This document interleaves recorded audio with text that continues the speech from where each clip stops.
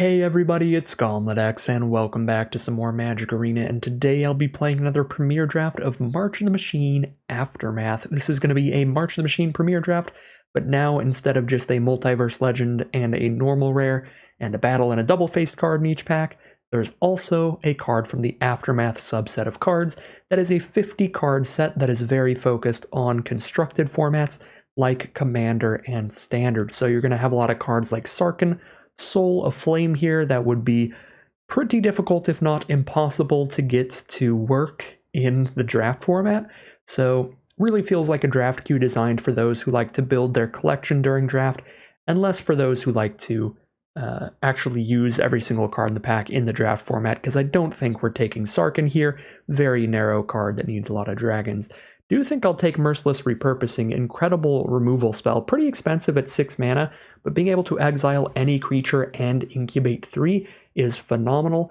There was also, at the top right of that pack, a Collective Nightmare, which is the other end of the spectrum when it comes to instant speed removal. Those were the two picks I would absolutely first pick out of that pack. Collective Nightmare, the 3 mana removal spell you can also convoke at instant speed. Now we have a solid black creature to follow up our excellent black removal spell. We'll probably just take that. Out of the Aftermath card slot, we have Arni Metalbrow, a 3 mana 3/3 legendary human berserker. Whenever a creature you control attacks or a creature enters the battlefield under your control attacking, you can spend 1 and a red to put a creature with mana value less than the creature's mana value from your hand onto the battlefield tapped and attacking. So if you attack with a 4 mana value creature, you can spend 2 mana and put a 3 mana or less card onto the battlefield attacking as well. So I don't expect this to trigger too much in limited, because usually you're gonna just curve out pretty naturally. You're gonna go 1 drop, 2 drop, 3 drop, and then 4 drop from there. But if you do top deck like a 1 or 2 mana creature after you've played the Arni, you could attack with Arni and spend the 2 mana, dump out that creature immediately attacking, kind of give it pseudo haste there, which is pretty nice. So cool card, not the strongest thing ever. I don't think we need to take it over the Blight Reaper Thallid. For pack 1, pick 3, we have an incredible blue flip card now, the Skyclave Aerialist, 2 mana for a 2/1 flyer, already being great in limited, and the flip ability on this draws you a card. Worst case scenario, already a great deal. Best case scenario, you just slam down a land from the top of your library onto the board. So I'll take Skyclave Aerialist here. Not too much else in the pack. There's Storm the Seed Core as a solid green finisher, Afara's Dispersal for a very good piece of interaction in blue. Those are probably the top 3 in the pack. Reinforcements can be good in Convoke red decks or Sacrifice red decks, but not a super high pick when you're not already headed in one of those directions. Yep, that's kind of my opinions on the pack. We'll take the Aerialist here. Be pretty happy with it. And for pack 1, pick 4, we see an Artistic Refusal to follow up the Skyclave Aerialist, an incredible counterspell. Does cost a lot of mana, but ideally you can clutter the board up with a few creatures. There are a lot of blue spells that are really good at doing that. Primarily at common, you have Preening Champion, 3 mana for a 2/2 flyer that gives you a 1/1. That is probably the best card to pair with this to get your board state wide quickly. But we also have Blight Reaper Thallid, which is giving us 2 creatures off of 1 card that can help make our board wide for Convoke. So we're going to take Artistic Refusal here. Phenomenal late game counterspell. There's also a Timuret, which is fun late game in these kind of decks. Our Aftermath card is Death Rattle Oni, which is pretty narrow for a very specific scenario where a gigantic combat happens and multiple creatures die and multiple creatures were dealt to damage. Then you flash this onto the board and kill everything that was dealt damage during that combat. So interesting card, but pretty narrow. Pack 1, pick 5, we get a second copy of Merciless Repurposing. You all know by now that I'm happy to first pick this card, especially because I first picked it in this draft, so I will very happily take it again. The Aftermath card being Feast of the Victorious Dead. White and a black for an enchantment at the beginning of your end step. If 1 or more creatures died this turn, you gain that much life and distribute that many +1/+1 counters among creatures you control. So I guess you get multiple counters if multiple creatures died, so that's better than I thought it was last time I looked at it, but it still seems a little strange. Probably actually playable though, because if you attack in with like a 3/1 against their 1/1 token, usually that'd be a terrible attack, but all of a sudden now, if they trade, you're going to get 2 +1/+1 counters wherever you want at the end of your turn.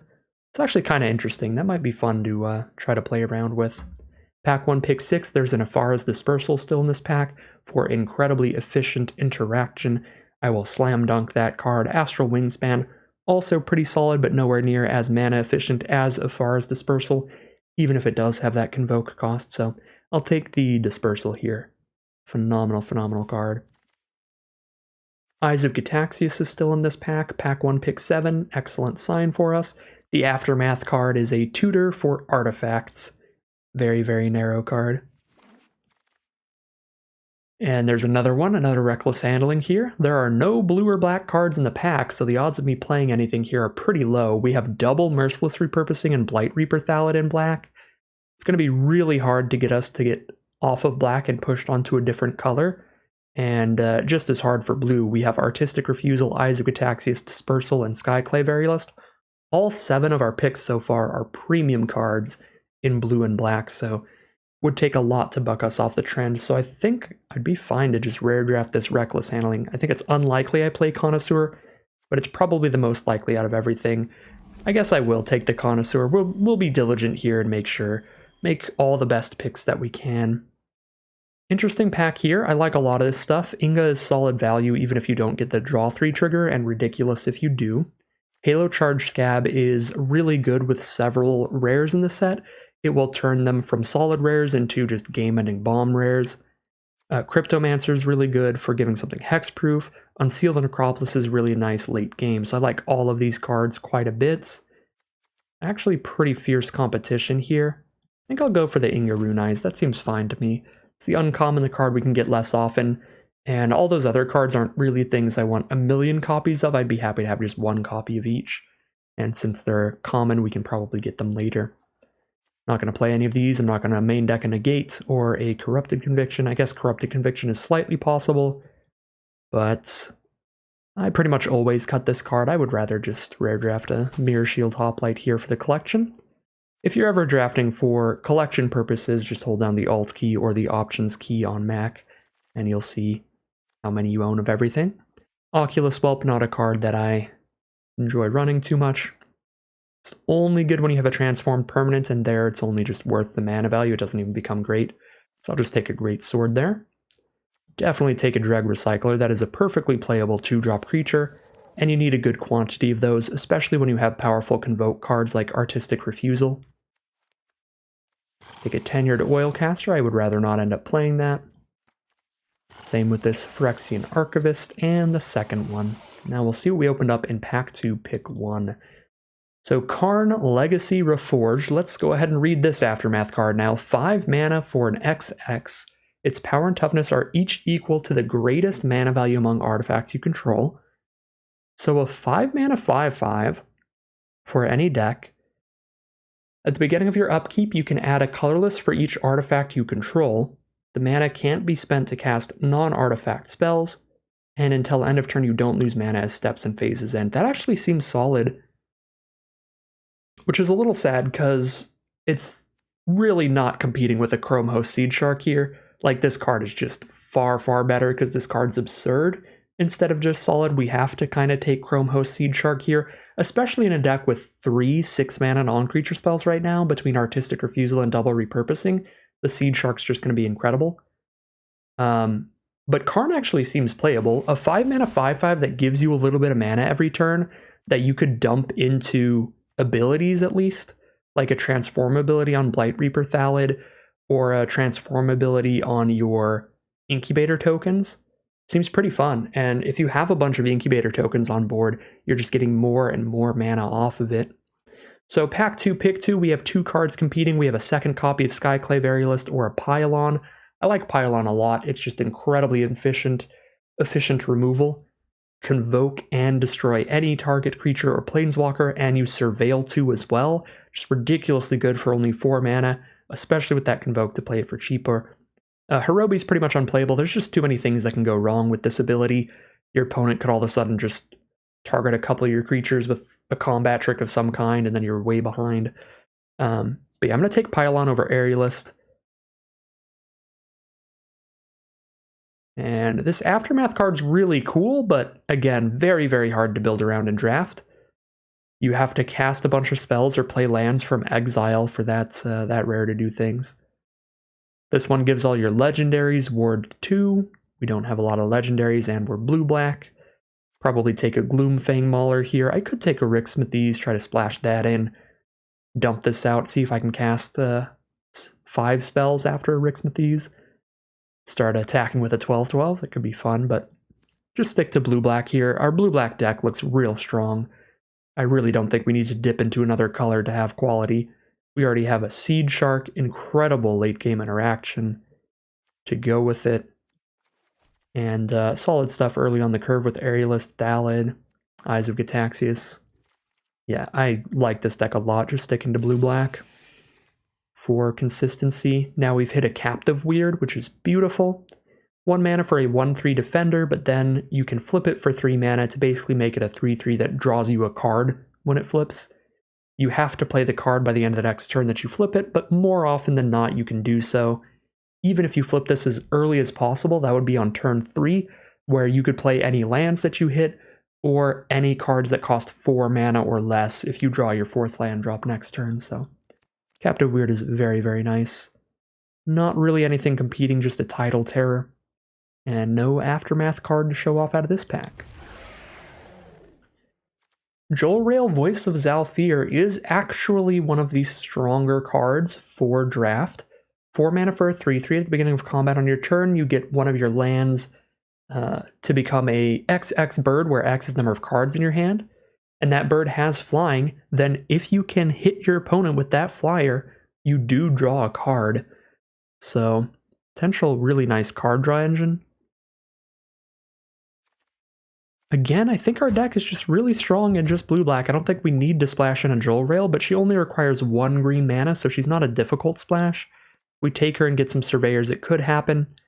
And this way it doesn't feel like I'm just perusing, like window shopping here, you know, by playing March of the Machine Aftermath draft, because that's kind of what it feels like so far, where I'm just going through the draft, drafting a normal deck and just kind of looking, but not touching all the Aftermath cards, just looking at them being like, oh, that's a cool card. Anyway, we're going to take the removal spell. That's a cool card. Anyway, we're going to take the Skyclave Aerialist. Like, yeah, let's actually take something from Aftermath. Assimilate Essence is a really good card. It is stronger than Aetherblade Agent, but I kind of suck at holding up the mana for counterspells at the right time. So I'm actually just going to take Aetherblade Agent over the Assimilate Essence. I think it's just going to work out better for me as a player. A Tolarian Contempt I do think is quite powerful. It synergizes really well with Chromehost Seed Shark at least, and we get to show off the new hotness. When it enters the battlefield, we get a rejection counter on all of our opponent's creatures, and at the beginning of our end step, we get to put one of their creatures with a rejection counter on it on top or bottom of their library. It is their choice, but if they have 3 or 4 creatures on board, this is going to slowly make them get rid of all of them. Even if they choose to keep putting them on top, they have to keep skipping their draw steps to redraw them, which is super nasty, so I think Tolarian Contempt's pretty good. I do think that Tetsuko Umezawa is also quite good, but Contempt is the new hotness again. We'll take Unseal the Necropolis here, not super high on Stasis Field when I have a bunch of incredible black removal spells that are just better. Take a Disturbing Conversion I probably won't be playing. Assimilate Essence I will actually play, even though I'm really bad at holding it up at the right time. So yeah, we look like a really strong, really consistent blue-black deck that if we get a bunch of mana fixing, we get to run a Jolrael as well. And now I don't have to feel too guilty if I end up cutting the Jolrael, because we'll have at least 1 Aftermath card in the deck. We'll have 1 reason to be playing Aftermath draft format instead of just March of the Machine. Oh, getting some nice 2-drops later. Filling out that curve.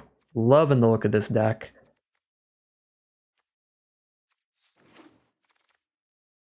Oh, pick 15 Halo Charge Scab. Could make the cut. Alright, we're in a draft format. You're probably supposed to slam dunk Sunfall and start splashing in a double white card, but too bad. Our deck is good enough in our main 2 colors. I don't want to have my mana base fall apart on me. I'm going to go for a Halo Forager here, which is still really strong. Maybe not as good as Sunfall, but 3 mana for a 3/1 flyer in the early game and late game. You just spend like 7 mana on it.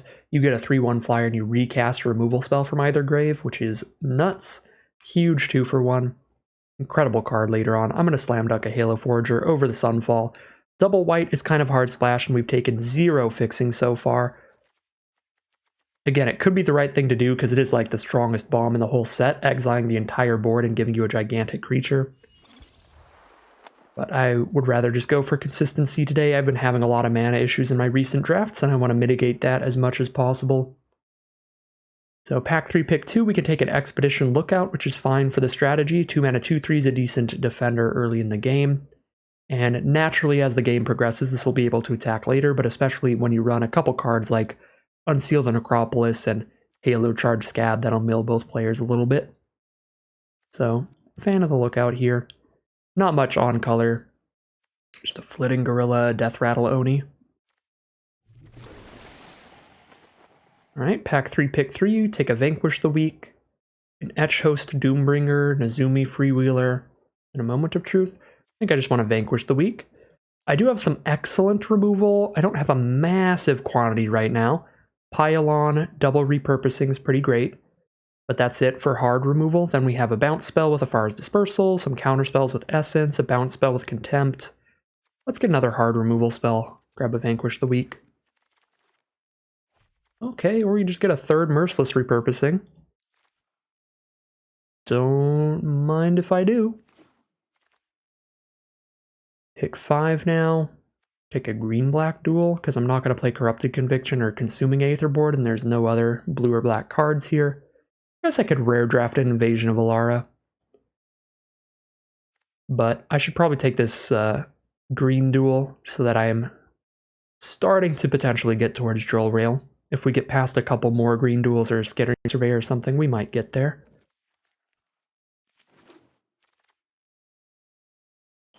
No fixing in this pack. There is an Eyes of Gitaxias though, so I'll scoop that up.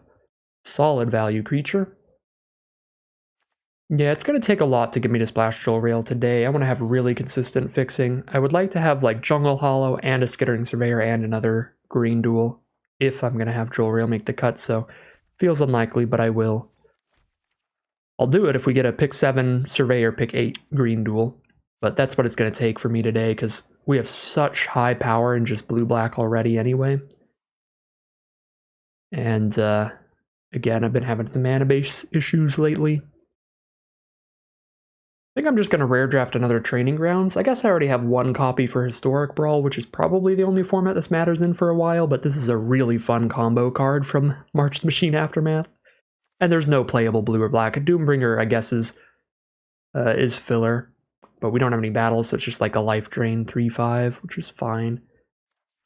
Okay, no green duel here, just a red duel. We'll take another Halo Charge Scab, although I don't think I'll be playing that because I don't have any of the instants and sorceries that really combo with this. I guess I have Unseal the Necropolis, which does combo with the Halo Charge Scab.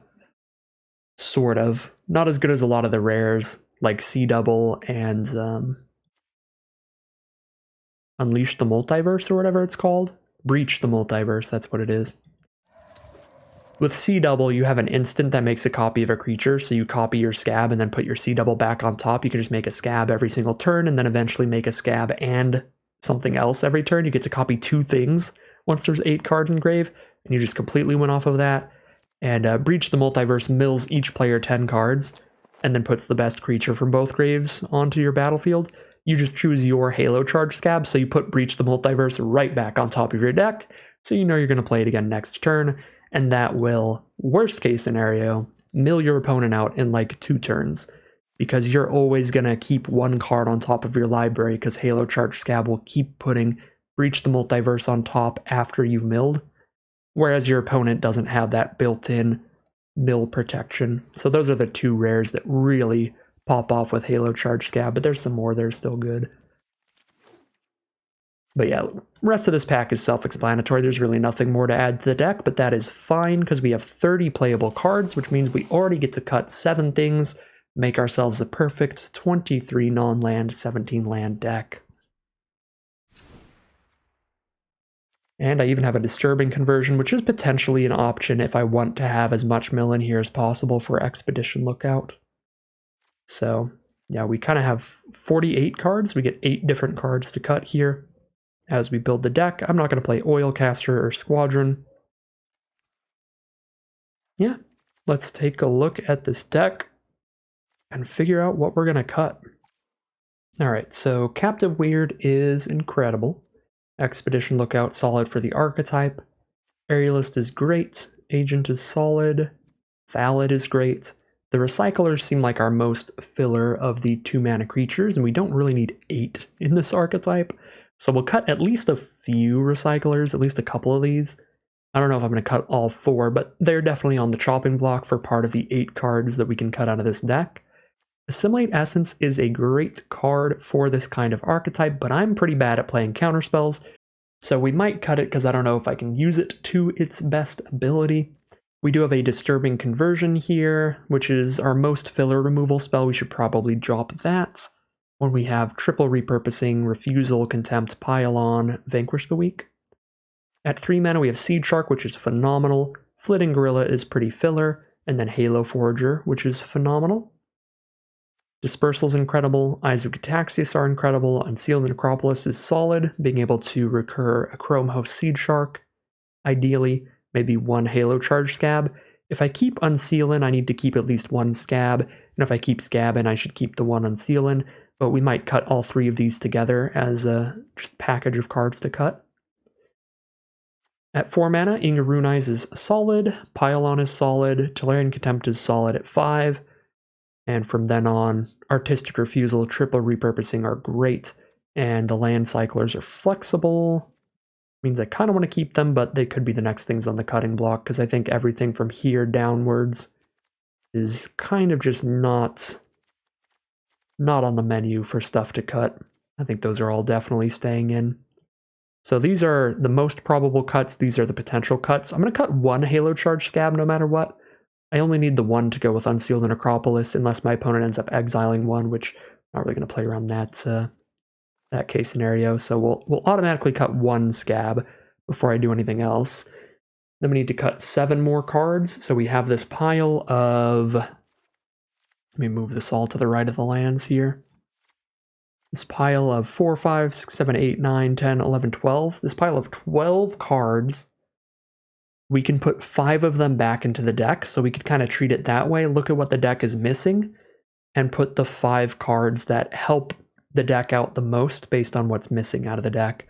So I think like we don't have a lot of big late game stuff, so the Land Cyclers fill that role while keeping our mana base nice. So that's 2 of the 5 cards we're going to put back in, so we have 3 more slots to run around with. Again, for more great late game, we can drop in the Halo Charge Scab and Unseal the Necropolis, and that's 4 of our 5 additions, and then we just put in like maybe 1 of the Assimilate Essences or something for a counterspell. I don't know that I need counterspells that badly with 3 Repurposing, Pile-On, Vanquish the Weak, Contempt, but I think it is still the strongest card that's set aside right now. I guess our creature count is pretty low here. We do have double Eyes of Gitaxias at least, adding to that creature count with the Incubator tokens. The repurposings add to the creature count as well, but I'm concerned about the number of cheap creatures we have to help with our Convoke counterspell of Artistic Refusal. But I suppose we only have that 1 massive Convoke spell. Our other Convoke spell, we can very easily just spend 4 mana on it and it'll still be a good deal. So I don't need to Convoke that badly that I need to run one of these creatures again, so yeah, I think I'll just put 1 like Assimilate Essence back in, and we'll call it a deck like that. Alright, here we have a look at the final deck list for today. It's going to be another blue-black deck. We started with some incredible black removal spells, and started getting some sweet blue cards like Skyclave Aerialist into Artistic Refusal to push us in that direction. This is probably my most drafted archetype in the format, and also the archetype that I have the most success with.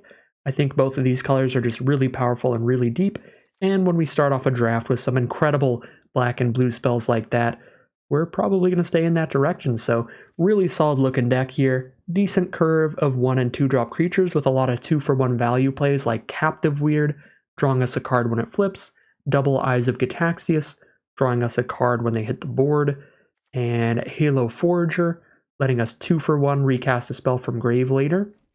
We've got the best win condition in the deck being the Chrome Host Seed Shark, which can dump out some massive incubator tokens as we're casting our spells.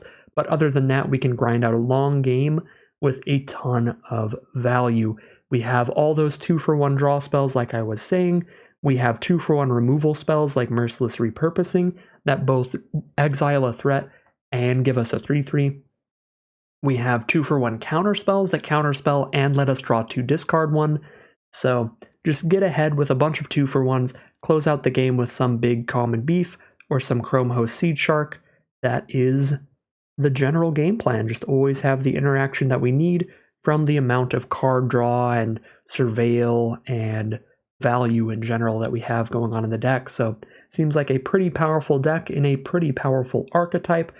The only aftermath thing we have going on in this deck is another copy of Tolarian Contempt, but maybe we can have this card pop off a little harder than it did in our last deck, so should be cool to see that here. Without further ado, let's go ahead and hop into the gameplay and see how the deck does. Here we are on the play for game 1. None of our 1 or 2 mana cards in the hand is awkward. I need to hit a land. If I hit a land though, Eyes of Gitaxias draws us another card. We could flip that incubator and we could convoke a pylon with it later. If Eyes of Gitaxias finds the 4th land, Inga scries into more. There's definitely a risk here, but we have both of our colors to start things off, and if we hit 1 land, Eyes of Gitaxias helps us dig a little bit. And make sure that we're not caught with our pants down, because we'll have at least a 3/3 on board, which is a pretty big creature for blocking and trading off. We do immediately hit a swamp. Excellent start to our draws this game. Our opponent starts with a Streetwise Negotiator, good old 2 mana 3/3. It's going to trade up into our 3-drop, but that's okay because our 3-drop draws us a card. And I might not even flip it immediately. Attentive Sky Warden will follow up the Negotiator, a 2/2 flyer. That is fine. We have a Chrome Host Seed Shark. I think I would rather guarantee that I'm drawing more lands right now and potentially get them to use removal on something else. So I'm going to Inga Runize and try to scry into an island if we're lucky. And I'm going to play really defensively because we know, especially with a hand like this, we can win a long game if we survive their initial aggro. So I'm definitely going to hit this island. I think I'll just hit both of them, honestly. And then Halo Charge Scab to go with Unseal or Repurposing is super fine. Yeah, this hits all 6 mana that we need. We'll just keep it in the exact order. But yeah, we're going to trade off Inga aggressively. I'm not going to sit here and try to get the draw 3 value off of getting 3 creatures to die. I'm just going to immediately block the Streetwise Negotiator to buy me some time. Alright, might get them to play a combat trick here, which would still be okay, because that'd be less mana they can use on playing another creature. But they do not have a combat trick, so we trade into the 3/3. Drop down 2 more creatures. If I slam down Tolarian Contempt here, I'm going to take 2, 3, 4, 5 on the crackback. Maybe 6, 7. Oh no, I bounce 1 immediately. Oh wow. Yeah, no, Tolarian Contempt is real here. And this lets me wait until turn 6, wait until I have 6 mana to play Seed Shark and hold up a pylon. So even if they immediately kill Seed Shark, I get a 4/4 incubator. Yeah, this Contempt is going to be huge. So we get a rejection counter on all of these. Immediately force them to redraw their most expensive one or put it on the bottom of their library. And then we can bounce the other 2 as well later. I could bounce the Blade Master here because it's the one that can theoretically hit me the hardest, but if they spend 4 mana to hit me for 4, that means they're not recasting the Sky Warden or casting another creature. So I think it's just good value for me if they spend the 4 mana to get 2 more damage in. So we just bounce the most expensive card. Alright, they put it on the bottom. Yeah, this Contempt is going to be incredible. Bouncing these 2 as well later. Gonna be nasty. There's a Norn's Inquisitor. That's really good with the Herbology Instructor. If they hit a 6th mana, they can try to flip this, and then I can convoke my Pylon to kill it in response. So I think I'm good to bounce Blade Master here. Play the Seed Shark, holding up Pylon. Bounce the Blade Master now. They probably go 6th land, attempt to flip the Instructor to kill my Seed Shark, and we can respond by destroying it. Because it would flip into a 4/4 because the Norn's Inquisitor. Tandem Takedown. They make the Blade Master 3 power if I kill Inquisitor. If I kill Inquisitor, Herbology Instructor flips into a 3/3 and they don't get to kill Seed Shark, so I do just pile on Inquisitor here. Blade Master's already going to die to the Contempt. Yeah, alright. We'll pile on the Inquisitor. Seed Shark takes 3. I'm pretty okay with both these draws still. And they're going to scoop them up there.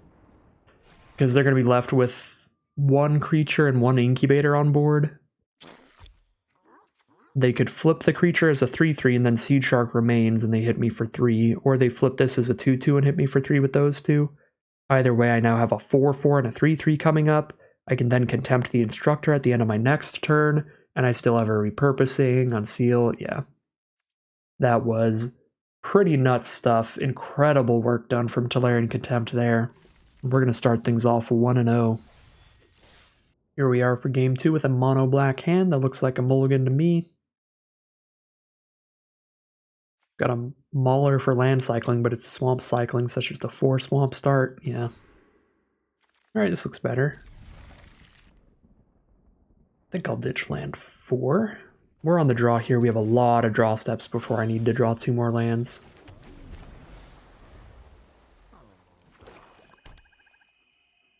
Ooh, they've got the March the Machine full arts. The Phyrexian Swamp there. Opponent's on a Gigantha deck, which means they can easily have 5 color every game. They just play Gigantha and then tap Gigantha next turn. Yep, if you can pack one, pick one of Gigantha, you can definitely go for it in the format. Lets you cast Invasion of Alara and Omnath really, really easily every single game.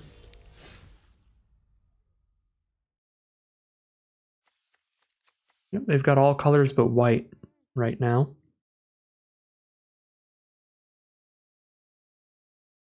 Hold 1 blue mana up for Dispersal on their Incubator. 3 mana to do as I please. I could Vanquish the Weak or Unseal an Acropolis. Neither of these are good here. They're going to play a 5/5 next turn either way. Not going to Vanquish the 0/1, so we just flip our own Incubator and hit for 3. That's how we're going to use our triple black we can use freely. I guess instead of dispersing and attacking Incubator, we could Dispersal Gigantha to keep them from playing a 5-color spell for the turn. Might be a line.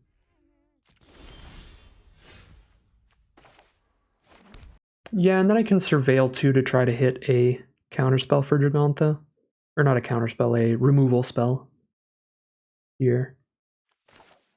Yeah, let's Dispersal Gigantha. Well, that's awkward.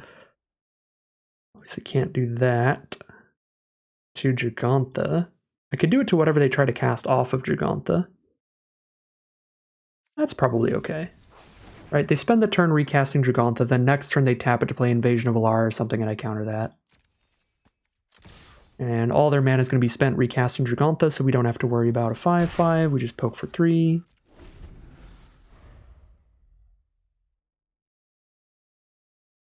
They might play around the Assimilate Essence here. We do have a blue and 1 up. Counter a creature battle unless you pay 4. Yeah, cast Vesuvan Drifter, you got it. I don't actually have a counterspell up.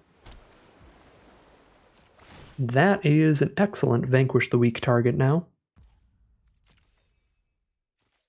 So that's a 2/4 flyer that can become a flying copy of whatever's on top of their library every turn. So if they have something bigger than 2/4, then they're going to have a bigger flyer on blocks and attacks. Could be a 5/5. Be pretty nasty. Alright, flip their own 5/5 now.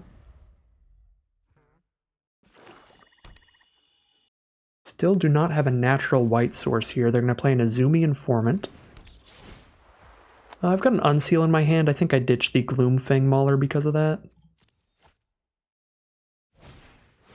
There's Gigantha. Feels pretty reasonable to counter this. Keep them off of their best card till they hit a white source. They might not even have a 5-color hand or card in hand right now.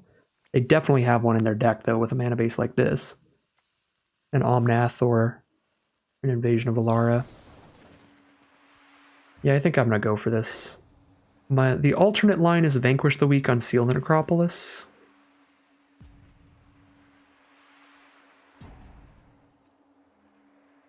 Fine. But yeah, 2 5/5s is already a lot going on.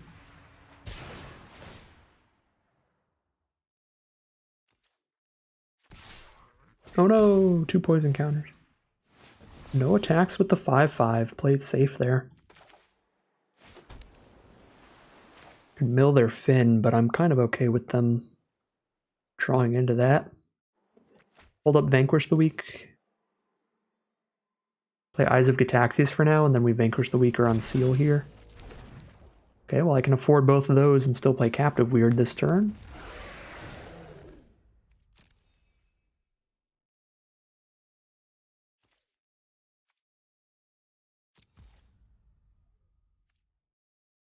So I can't respond to Vesuvan Drifter, so if they have something more than 3 power on top of their deck after Finn, they're going to hit me for a lot. I'm at 19 though, so I think that's okay. I could just Vanquish before the ability resolves. Ooh, please put the counter on the Drifter. Oh yeah. Okay, Vanquish before the ability resolves then. Now I'm happy to do that, because I don't need to play around anything else since they played their creature pre-combat.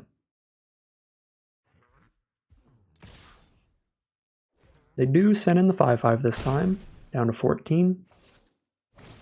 And there's a Finn. Pylon is the draw, which is an excellent one.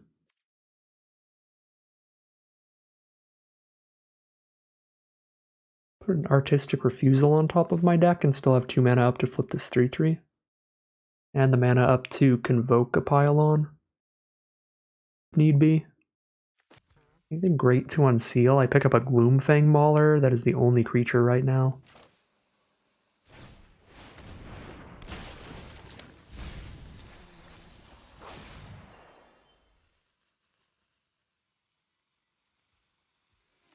I think we grab an Artistic Refusal. Pass the turn. Block their 5/5 with 2 3/3s. We've got the board state on lock now. Now we just start coming ahead in card advantage. If we can. Their forest is from Shadows over Innistrad Remastered. Which has me confused. Oh, that's so rude. Alright. That counters my Halo Charge Scab. Oh, they didn't even have anything in their grave to put back on top. Wait, they don't even have like any instance of sorceries in their deck, but they have the Halo Charge Scab to mill me. They probably do have at least a few, but you do want a lot for Scab. That's so sad. I cry every time. Goodbye, Artistic Refusal.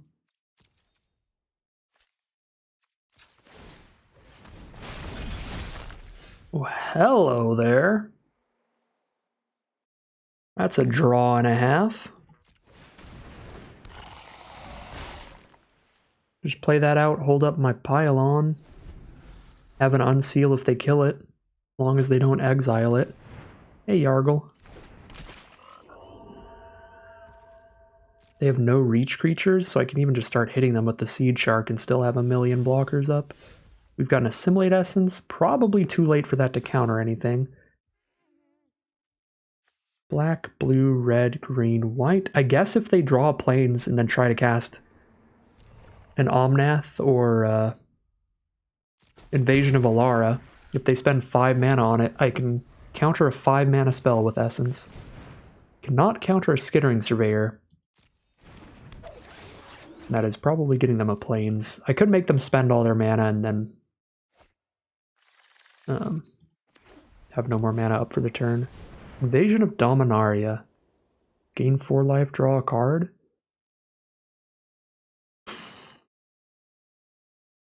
If I let this resolve, next turn they have white, blue, black, red, green.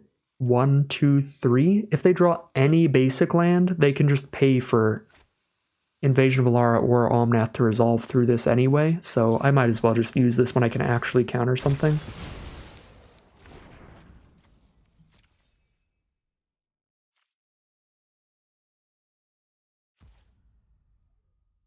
Next turn. I'm gonna start sandbagging some of these incubators in case they have a board wipe like Sunfall in their deck or something. Oh my lord. What a board state for this card.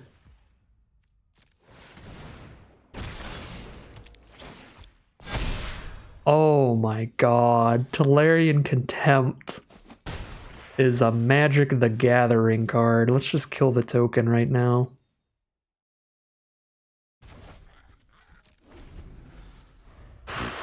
This thing's gonna be so nasty. There's an Overgrown Pest. They can grab any double-faced card if they do have an Invasion of Alara. That is a double-faced card. Invasion of Amonkhet, also a double-faced card. Sure. Oh, they milled 2 Merciless Repurposing? Oh, and I have to discard a card. Oh, snap.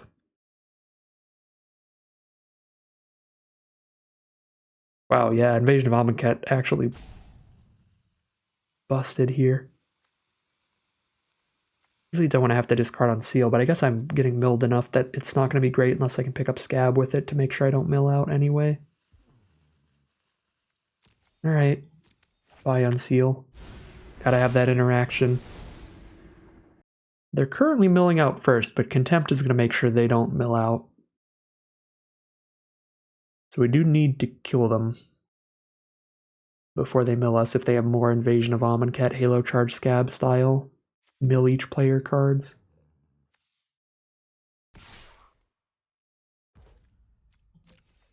Okay. 3/3 on the 9/3. The trade occurs. They're going to gain a life from Bloodfell Caves, and we're going to flip a 5/5. Because now I'm getting a small enough amount of creatures, I'm not going to play that hard against removal. I'm going to hold this swamp in case they redraw Informant here.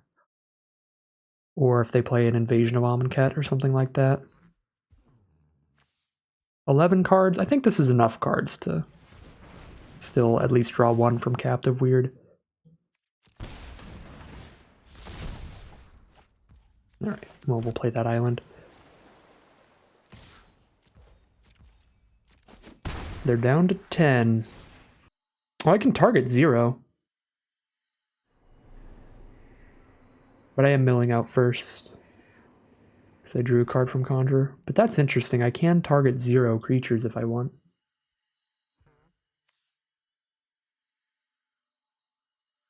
Now I'm already going to mill out first. Let's just chip away at the board, I guess.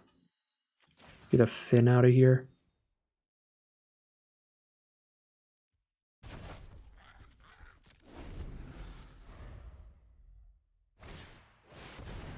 Hey, Quintorius. They have 2 Quintorius. Beginning of your end step, they get to trigger that? Okay, we're definitely going to pile on. ASAP. Convoke Pylon.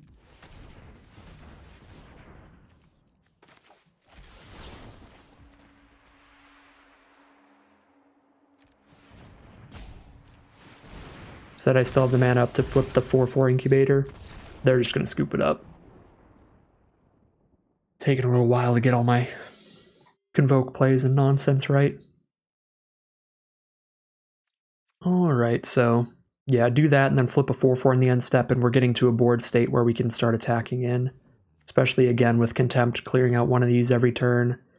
Soon we start attacking with these 5/5s and 4/4s as well, and then even if Seed Shark dies, we've got a big enough board state to chip in before we mill out. We got 10 cards left, we'll be good. And Surveil to set up our next draw. If there are any good cards in the top two, put the best one on top. Really good stuff, yet again, from Seed Shark being absolutely absurd and to Larian Contempt being incredible. Good showing from everything we drew into there. Nice stuff. We're going to be 2-0 now heading into Game 3.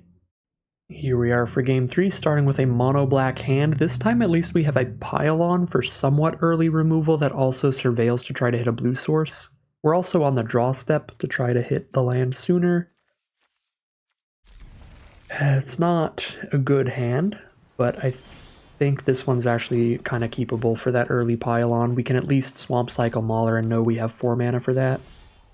And we do hit the island, which is very lucky.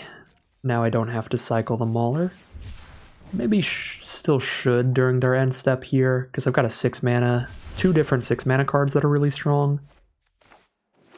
And I've got 4 mana currently in hand. I need to draw 2 land drops by then. Sure, we'll Swamp Cycle. This is enough late game power to get there, even if we don't have the big 7/7. Playing against blue-red so far. What on earth is this? 2 mana tap, put 2 +1/+1 counters on a non-human that entered the battlefield this turn? Whoa, that's pretty strong. And a 4 mana 3/4 human. Okay.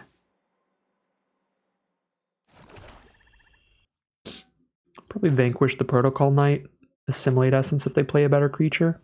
Take 3 damage. Because they're probably not going to cast anything till main phase 2. Yeah. We need to take the 3 so we can see if they're going to play something better than Protocol Knight that we need to counter instead of Vanquishing. Yeah, that is a little better than Protocol Knight. So we'll counter that and use all of our mana by flipping this Incubator. Another Merciless Repurposing? Seems pretty good. 2 mana for Skyclave Aerialist. I'm still holding up Pylon thanks to Convoke and Vanquish the Weak just naturally. I don't think I need to Vanquish this 3/4 now. The board state is in my favor. I will if they try to put a counter on it. Okay. Rather Vanquish than Pylon, because Pylon can hit more cards. Halo Charge Scab. I'd rather have Pylon and Artistic Refusal up. This is a 3/2 double strike, though. Means I'm not really going to refusal unless they cast something pre-combat. So I should probably just Pylon right now. So they don't have the opportunity to play a Cyber Cryptomancer to give it a +1/+1 counter and hexproof. Yeah, I'm going to play around Cryptomancer for hexproof. Going for the main phase removal. Alright, there's the 6th land. Beautiful. We'll take it. Ingarunize is fine too. 6th land, and we're holding up a bunch of repurposings. Close the game out with those. Seems winnable. So Voldaren Thrill Seeker. They can make it a 5/5 that can sack to deal 5 to any target with their Drannith Ruins. That's very cool. Alright. Well, that's not ideal. It only requires 1 mana to sacrifice, which means I can't repurposing it or anything. I could repurpose it and then they just shoot me for 5 and I don't get a 3/3, but then I'm tapped out. I'm going to give them a turn here. If they attack in, I'll just double block. We'll see what's going on in their hand. Against the vast majority of cards, I should be able to get really far ahead with these. That I can let resolve. They could dump all their mana into flipping it if they want. Draw a card here. We put some counters on it, which means they don't have the mana up to flip it. They're going to go for pass turn, then we'll repurposing it. Is here the Cryptomancer? Is it the Cryptomancer here? No. Alright. I can start attacking with my Aerialist now, because then I still have 6 power toughness to block the 5/5 on the ground. And again, still holding up Artistic Refusal or Merciless Repurposing. Keeping this game firmly under lock and key.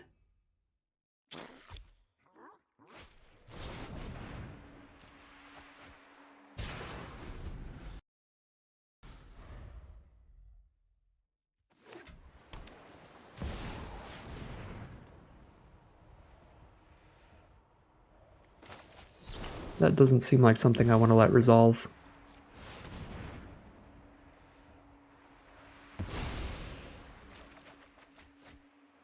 I should have flipped my Incubator and Convoked.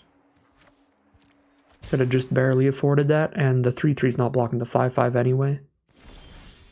Alright, they're not going to attack regardless. 3, 4, 6, 7, 8 on board if I try to Dispersal Thrill Seeker, but they could respond by killing the 3/3. We'll just chill. We're still chilling.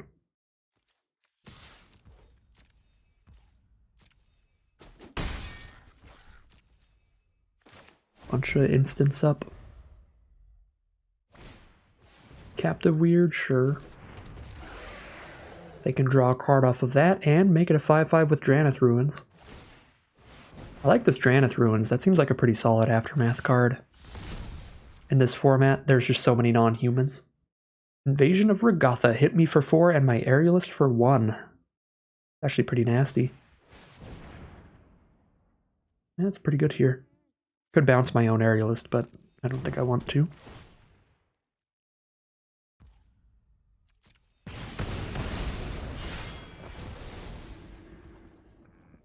They could sack Thrillseeker to flip Invasion out of nowhere.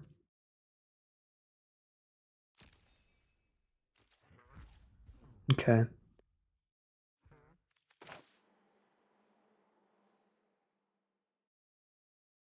If I repurpose the Conjurer, I have 9 potential power and toughness to attack with on the board.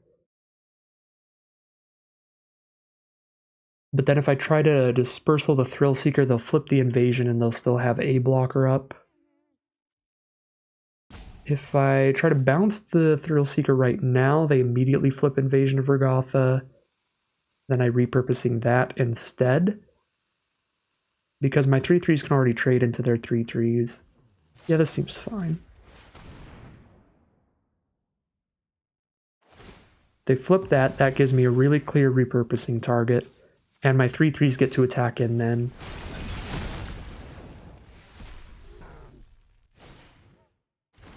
Because I can actually clear out the 4/4.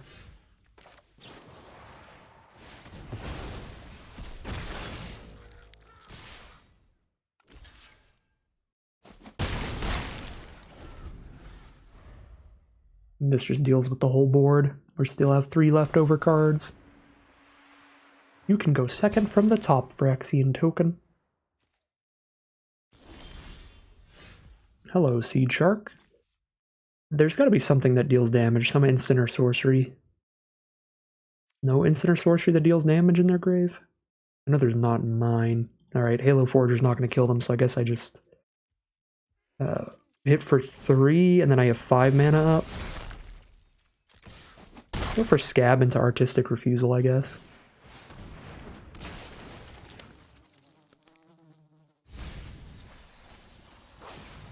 Or just grab another repurposing, actually. Kill whatever they play to block with.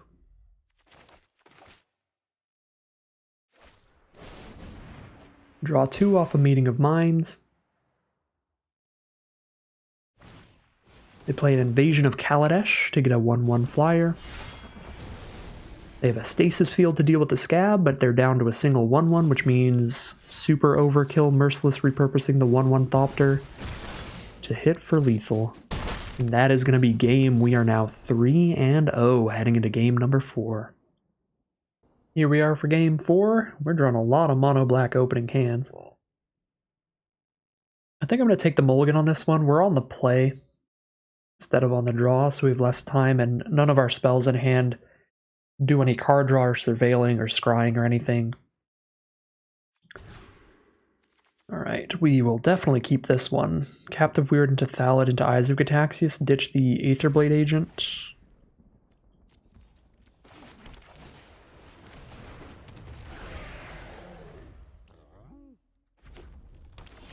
Playing against a red deck.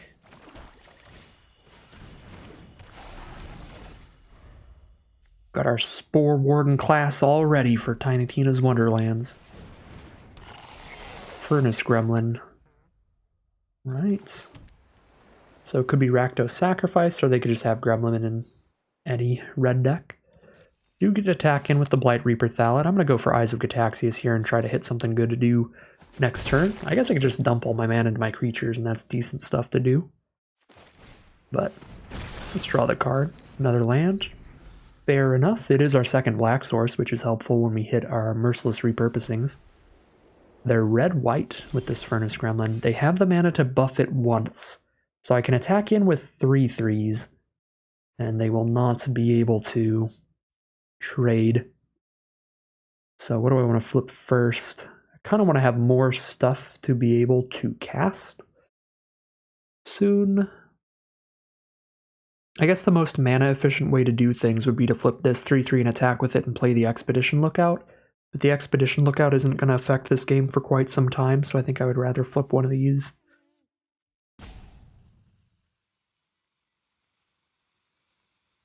Let's flip the Captive Weird and have more options for what to do next turn. Okay.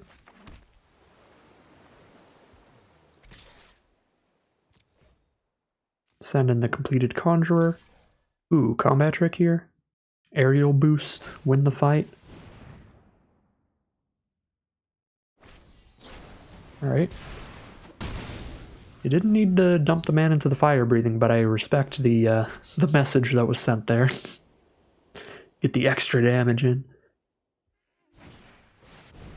Zada Hedron Grinder. If they have a bunch of combat tricks, we're probably going to die here. We have a lot of removal in this deck, but we haven't hit any of it, so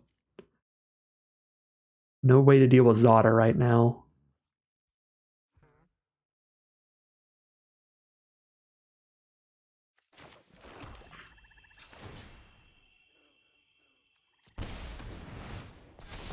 Guess we've got a 1/1 Chump blocker. At least we can send in the squad here. They don't have any good blocks. They go down to 12. We just cross our fingers and hope for some no nasty combat tricks to go with Zada. If they've got one, their entire board gets the combat trick cast on them, so an aerial boost gives their whole board +2/+2 flying for 2 mana. So Zada can end a game really, really quickly, so really a card you want some fast interaction for. They have a Branch Burner, though, they're going to play. And now I draw into my counterspell, now that they've resolved the gigantic creature. Where is the removal, though? That's what we need. 1 card in their grave. They'll have 4 in grave after Unseal, which is still not enough for Expedition Lookout, but at least I can pick up Captive Weird by playing this. And I don't have anything else to do with my mana. So let's Unseal. Land, land, land. Alright. Well, there's some awkward draws for this game.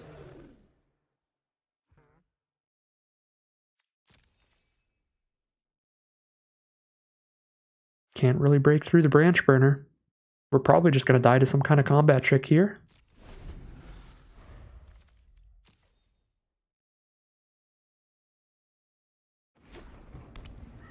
There's a Draneth Ruins for this opponent as well. Excellent card. Invasion of Gobakon. Exile an online card as long as it's exiled. I can still play it, but it costs 2 more to cast. They get to immediately flip this with their Giant Flyer, which means they're going to have the thing that gets a +1/+1 counter on all their attacking creatures every turn, and can give Hexproof Indestructible to the whole board. So now, because I haven't found a removal spell 16 cards deep, when I do find a removal spell, they'll have an onboard way to counter it. If I assimilate here, they just pay the 4 and I get an Incubator. If I don't assimilate here, then they tax the Assimilate and I have to hold up 4 mana whenever I want to try to counter something, and they know I have an Assimilate Essence, which means it's never going to counter something good anyway. think I just run it out and tax them 4 mana this turn.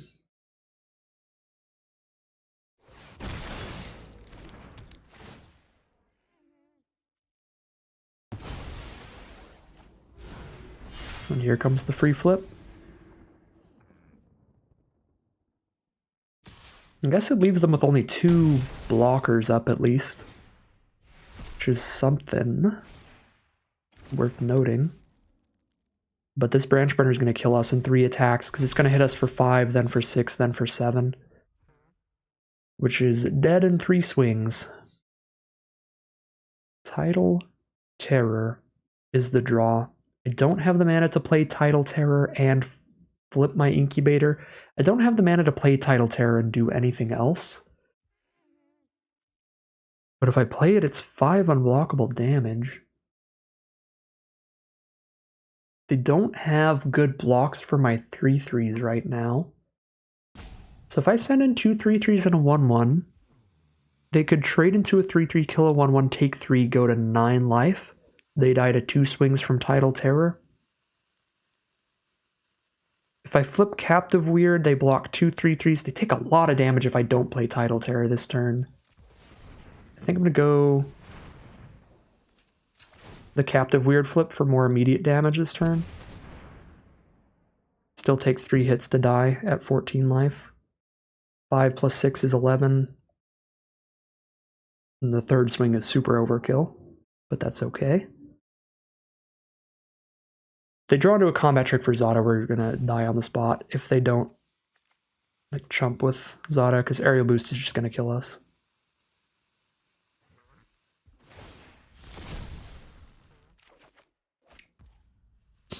There's a Merciless Repurposing for the Shivan Branch Burner, but they have the Light Shield Array, so that's not going to do it. They're not going to have enough cards in Grave for the Lookout, so we flip the Incubator.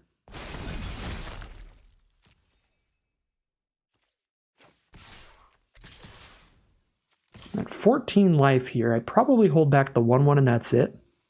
Block, block, 1, 2, 3, 4, 5. Block, block, 1, 2, 3, 4, 5, 6. Or block, block, 1, 2, 3, 4, 5, 6, 7, 8. Take 5, 6, 7, 8, 9. Does feel pretty easy to die on the Crackback without at least 1 chump blocker. Set in the Sapling, they have to block something, but they could just block the 1/1 and take 11. Sure, we'll do that.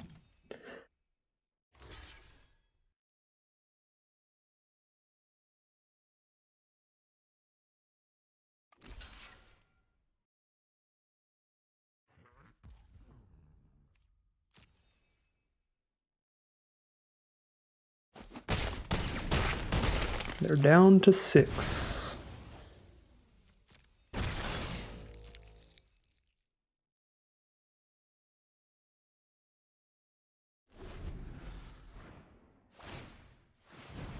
Transform the Incubator. They have the combat trick to kill us here, the Aerial Boost. Sure do. Alright. Well, very simple game of Magic there. We just needed removal and didn't hit it till way too late. Unfortunate. I think our deck has a pretty good matchup here because our deck is loaded with removal. We just did not hit it well this game. So 3-1 it'll be heading into game number 5. Here we are for game 5 with a Snap Keep. We get to play Chrome Host Seed Shark into Eyes of Gitaxias into Merciless Repurposing. Some really powerful cards. We even have Unsealed and Acropolis if the Chrome Host Seed Shark dies naturally, if it doesn't get exiled. Because we have the Unseal in hand, I'm going to play the Seed Shark pretty aggressively. Just drop that thing on the board. Although our opponent is white-black, both of those colors have a few removal spells that could exile the Seed Shark. Well, white has a couple that can exile, black has 1. Just they're repurposing at like 6 mana. This is a very good aggressive curve from our opponent. Nord's Inquisitor just kind of has a built-in aggro curve. Inquisitor on 2 and to flip the 3/3 on 3. Just gonna run out the Seed Shark, as we said we would. Drop Eyes of Gataxias next turn, trying to hit land 4 if I don't hit it naturally.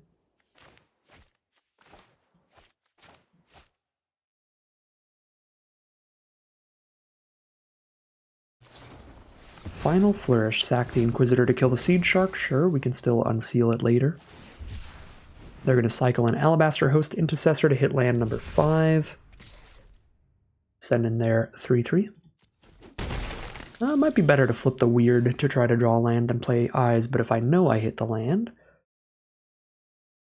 do I just play the land and hold up the instants now? Because they try to get a 5th mana for something here. This seems okay. If they cast something great, we can Assimilate Essence, and if they don't, we can still unseal the Necropolis to draw into a Chrome Host Seed Shark. Pretty powerful. It's not something great, but...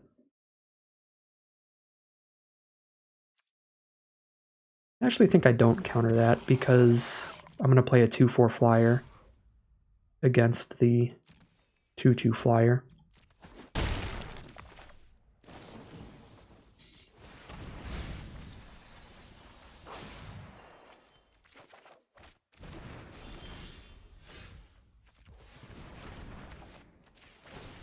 Use Tidal Terror for our land for turn. Pretty good mill there.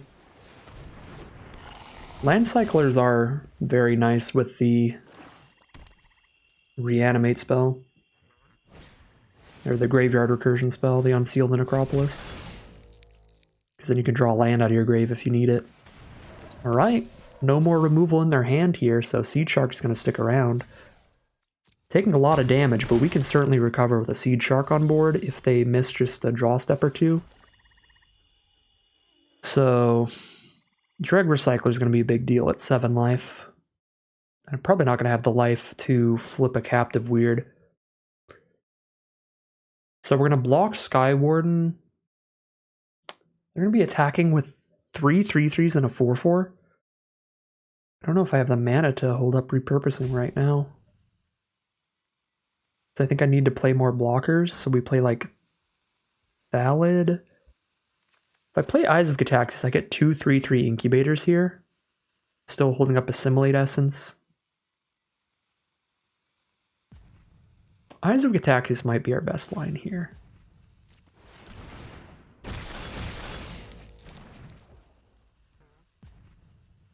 Three, 3, a 2/4, and a 1/3 on blocks. One creature gets in. Pain.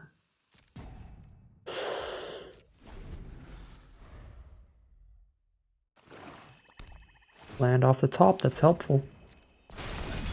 100% kill Dreg Recycler if they attack with everybody. 100%.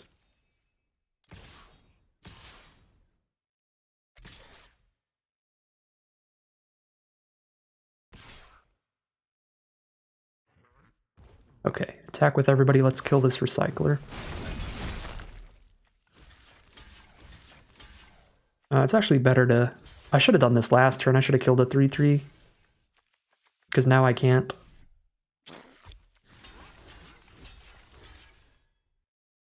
But it would have been better to kill a 3/3 on the ground than just block Skywarden last turn.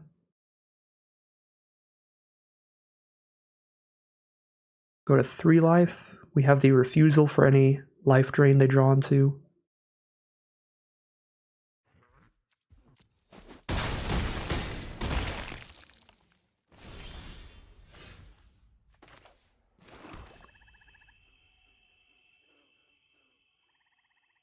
Two mana to flip this, 6 mana to hold up refusal. I have to play more creatures.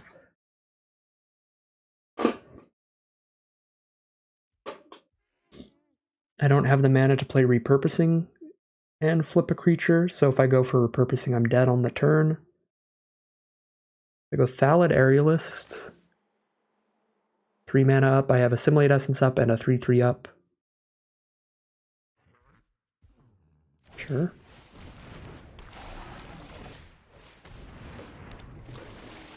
That is the quantity of blockers I need.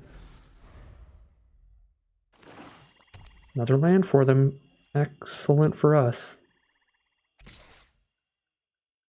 Send in just a 4/4.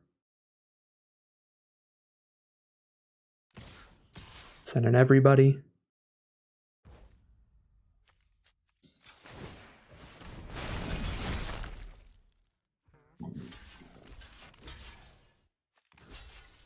Kill the flyer and the 3/3 and chump the 2/2. Or kill the 4/4.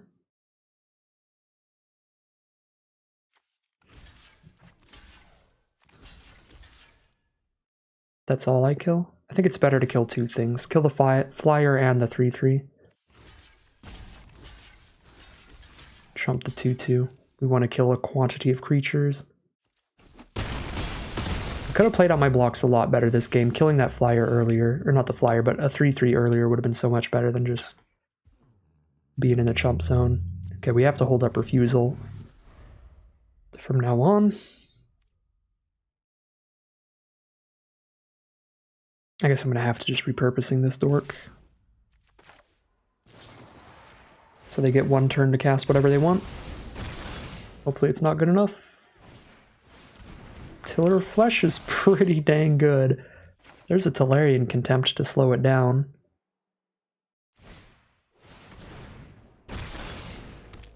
Also pretty dang good. We actually kill them in like 2 attacks.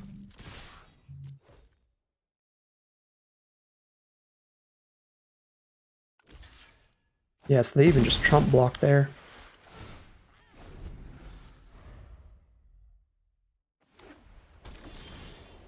Yeah, and they shouldn't have any haste, so I'm not.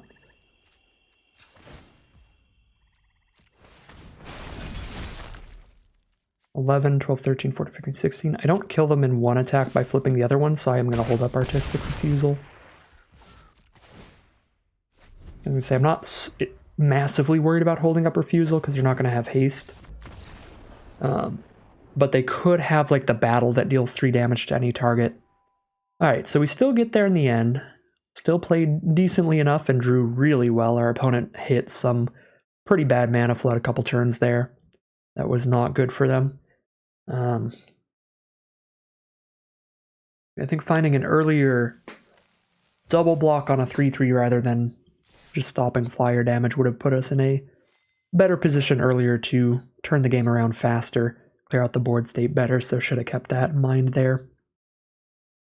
Don't have to block a flyer with our 2/4 flyer. It can also help double block a ground creature to kill it, so could have played it out a bit better, but the deck still operated incredibly for us, and it is going to give us the 4-1 run so far, at least pretty much breaking even out of this draft. Great place to be. Everything else, every win from now on is just putting us farther and farther in the money. It's just the gravy. So let's see if we can't keep it up as we head into round 6. Mono black hands return. Opponent is on the play again, so we're on the draw, but again, it's just a 4 swamp hand with Gloomfang Mauler. There's no Scry, no Surveil. There is card draw off of Eyes of Gataxias. But that's if I already hit the blue source anyway. There's Scry off Inga if I already hit the blue source anyway. I'm going to take the mulligan here. There we go. I like hitting Scab really late, so I think I'm going to ditch that. Could flood out a little here, but if we guarantee that we make it up to Artistic Refusal, we draw 2, discard one of these lands. Try to hit more gas there in the end game. Aetherblade Agent, turn 2 from our opponent, is going to start things off, since they are on the play. Poke in for 1 Death Touch damage. And Phyrexian Censor. The most irritatingly designed cards in the whole set. All non-Phyrexians come to play tapped, and you can't cast more than 1 non-Phyrexian spell each turn, so if you play a battle and try to flip it the turn you play it, you cannot, because you technically cast both halves of the battle. This is bad. I probably should have just traded with Aetherblade Agent last turn. But we've just found some more land, so we're not doing a whole lot here. Alright, luckily they did not hit land 4. Or they want to play another spell here. But that would have played really poorly for me if they just flipped Aetherblade Agent turn 4, because then they attack him with a 3/3 and draw a card. All I can do is trump block, so I can't stop them from getting that consistent card draw going. I feel like I really need to play the long game here. Need to trade into SRAM on blocks. Yeah, I should have traded into Aetherblade Agent when they gave me the opportunity earlier. Wasn't thinking about the flip here. Be in a significantly better position, stopping them from drawing extra cards every turn. Although I'd still be taking pretty much just as much damage, so if I end up just dying to a lot of combat damage, which looks quite likely, I guess it wouldn't have mattered. Kind of have to just unseal and replay a 2-drop creature here. What? Oh, I can't cast more than one non-Phyrexian. I can't even replay it onto the board tapped. Thank you, Phyrexian Censor. Very cool. Okay. We were really dead. Even if I played right and killed that Aetherblade Agent. Not a great starting hand there. Mulliganed into a hand that was a little high on lands and just kept hitting more late game stuff and lands, not anything early game. So the mulligan didn't work out, but I think the hand that we mulliganed into was slightly more likely to work out than the 7-card hand we would have kept if we didn't mulligan. Because with that start from our opponent, we just as easily could have kept the first hand and just not hit an island until turn 3 or 4 or something. And then we still just get crushed by the Phyrexian Censor. Not much of a game there. Alright. Much better hand this time around. We've got a Blight Reaper Thallid turn 2. If we hit another blue source, we have a Tolarian Contempt later, and we have a Far's Dispersal to help us surveil to find the blue source. We did hit it naturally, though. Drawn to another island. Our opponent's doing a whole lot of nothing so far. We'll just try to flip the Thallid and see if they have interaction for it. They do not. So we'll just send in a 3/3. Maybe a cut short, destroy a tapped creature, something like that. Nope. Take the 3 down to 17, cast an Errant and Giada. They can cast flyers and spells with flash from the top of their library at any time. So a potential card draw engine. Anytime they have a flyer on top and they cast a card from top instead of in their hand, they've essentially drawn an extra card. So Errant and Giada, quite a strong card. We've got a lot of lands again. Not a beautiful start for us on 8 mana already. Dispersal Errant and Giada and have the Surveil ability up. I think I'd rather just Dispersal their token when they flip it. Okay. That's fine. I'll recast the Thallid then and hold up the 1 mana Dispersal, use it on specifically an attacking creature.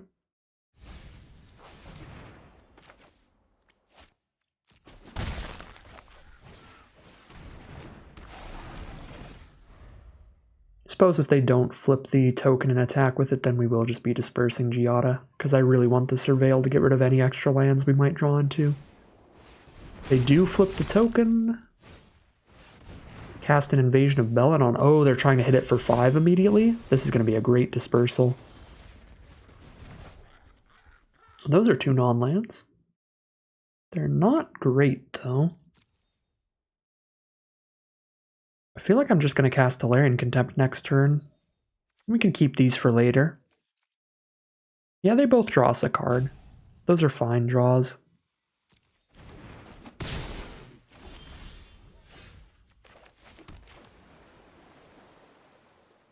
So we just Contempt and bounce the flyer. Keep them from flipping Invasion.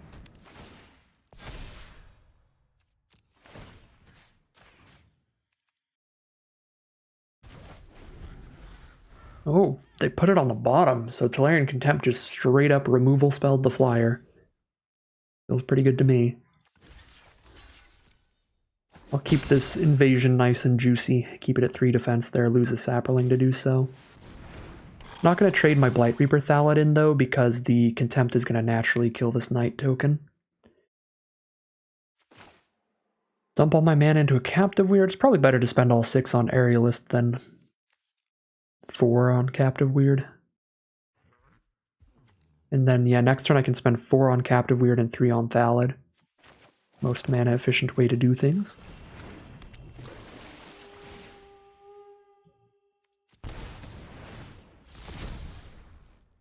Ooh, bonus land.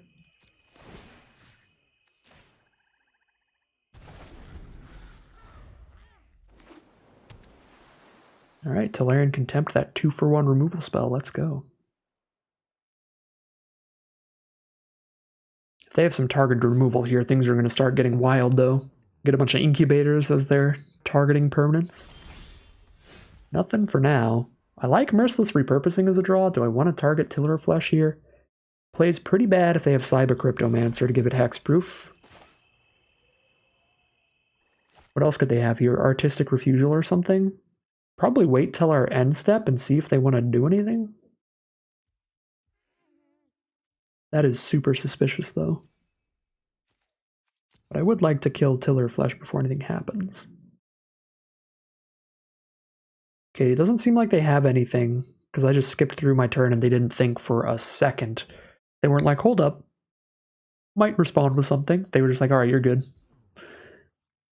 So they probably only have like a counterspell in their hand if it's interaction, which is going to get us regardless. I mean, that would mean they don't have anything to target any permanents right now, which means that Tiller of Flesh doesn't matter too bad. Yeah, let's actually just go for the full flip turn here.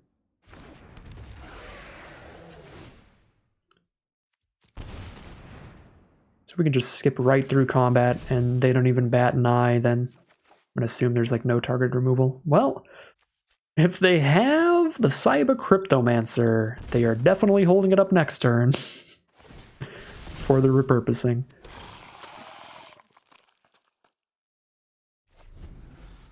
I can tell you that much. So we could have gotten in for 2 damage with Skyclave Invader, but I wanted to have a 2/4 to block Tiller of Flesh if I ended up casting Repurposing. I should have realized that I was going to be casting a Repurposing sooner, though, I think. Alright, let's see if this resolves. I highly doubt it. Angelic Intervention. Oof, that's a really good one, because it triggers the Tiller of Flesh, whereas the Cyber Cryptomancer would not have. They don't have any black mana, so I'm not going to play around discard spells. We're going to run out our land here. Play the Aetherblade Agent as an excellent blocker. Poke for 2.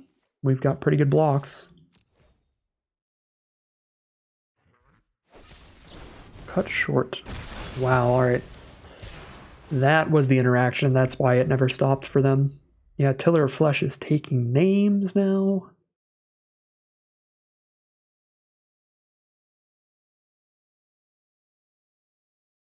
Tiller of Flesh has just written down an entire kill list on its giant knife arm thing. Its cleaver hands.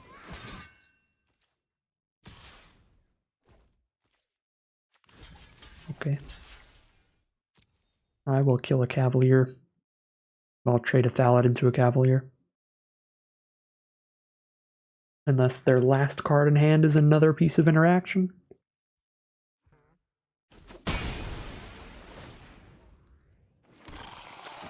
Cool. Trade the Thallid into the Cavalier. Triple repurposing, let's go! Yeah, I was gonna say, if they had a trick, they probably would have used it on the Cavalier there. They have 2/2s and a 1/3 double strike. I would like to have a 3/3 up to block this double striker. So I'm not going to attack with both, but I will attack with this. Can't attack with anybody else because they will all get first strike killed by the double striker. Plus, I don't really want to trade this into a 2/2. They don't have the mana to flip both 2/2s though, so Conjurer won't trade into a 2/2, it'll trade into the double striker and get it out of the way, which I think is nice. I think that's favorable. Alright, Get the double striker out of the way. We have a 3-3 against 2-2s now. Slowly but surely. Getting the board state in our favor. Now I could attack into the 2/2/2s and cast one of my removal spells in response and still have a removal spell left over because the Pylon was a great draw. I'm going to go for repurposing here. Oh. Well, that sucks. The plan was attacking and repurposing one of the 2/2s when they go for the double block. That's why we didn't flip Agent there. Because I wouldn't have had the mana to play repurposing and flip Agent. Get the Agent attack in.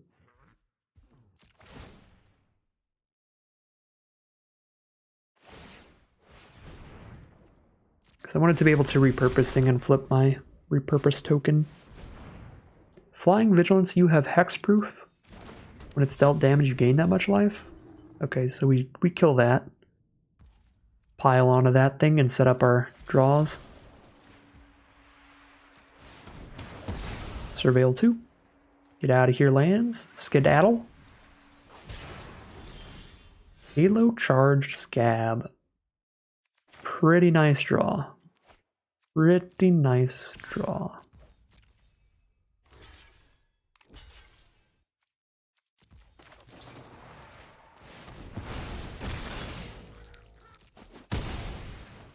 Alright, board state is clear. We'll play in Halo Charge Scab next turn and get another repurposing on top. No, a 3-3. I can't draw cards off my 3-3 Death Toucher card draw thing, because I don't want to trade it off. I want to get greedy, I want to draw those cards. Unseal the Necropolis, that's pretty beautiful. Captive Weird, Blight Reaper Thallid, Skyclave Aerialist, a bunch of premium stuff. I think I'd rather do that than Halo Charge Scab right now. I'll just do it immediately. See if it changes my play. Ooh, it is. I'm going to take a lookout. And Aerialist. We'll take the flyer that draws a card. Okay, it's not going to change my play dramatically. But I am going to run out these creatures they can't block.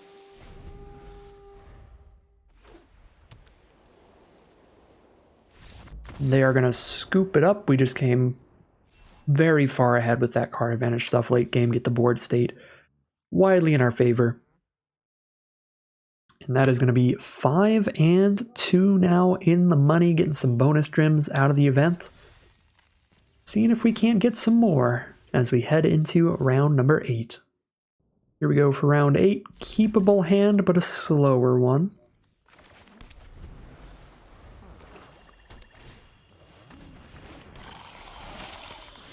Some Eyes of Gataxius for turn 3 now. We're probably going to have to just Swamp Cycle this Mauler. We know we're trying to make it to 5 mana. I'm going to have a lot of stuff to dump my mana into with incubators and stuff. It's going to be quite some time till I have 7 lands at this rate. Okay, Halo Forger is the draw. I would rather run out Eyes of Gataxius for now. Keep the Halo Forger for late game. We draw into a Chrome Host Seed Shark with Unseal the Necropolis in hand. There's an Invasion of Amonkhet from our opponents, which is very good.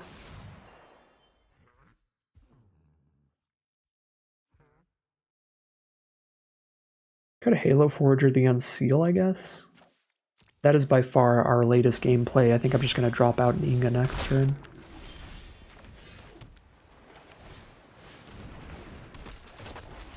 Land, land, land. There's a land. There's a pylon too. I need to hit my land for every turn though. Do I even ditch this pylon because I need the 6th land for repurposing pretty badly? I don't think so.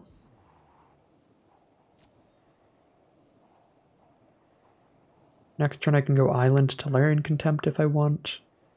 Or Island Seed Shark, flip a 3-3. And then have a pylon later. I'm going to keep this pylon. It's a little greedy because it means I am going to miss land drop 6, but then I get to surveil 2 when I cast it and guarantee that land drop 6 later. Oh. I guess I will go screw myself. Drop repurposing. 6 mana and I only have 4 guaranteed. We have no idea what's on top now because they've milled everything. Let them hit an invasion for 1 damage again if I attack in with everybody, but I think that's fine. Hit for 6 here. Play an aerialist. Yeah, they would need to like combat trick or throw another spell at an invasion to flip it.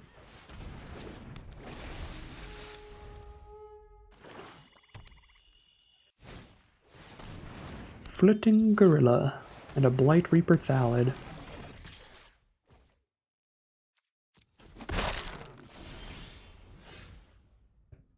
Still no land 5 for us. There's not a lot we could have done about it because they've milled us every time we've tried to set up our draws. I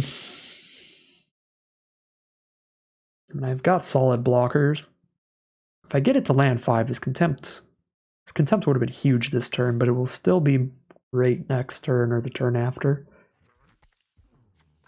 Yeah, I don't really have other options. I just play Seed Shark Captive Weird. I guess I can attack in with my 3/3s. I'll have 2 more blockers here. Yeah, they're down to 11. We're still chipping in, still getting damage in.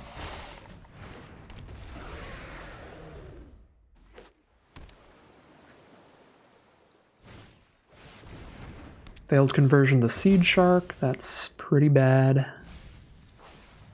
If they flip an Invasion of Amonkhet, now they get a Seed Shark with it, which means it's just straight game.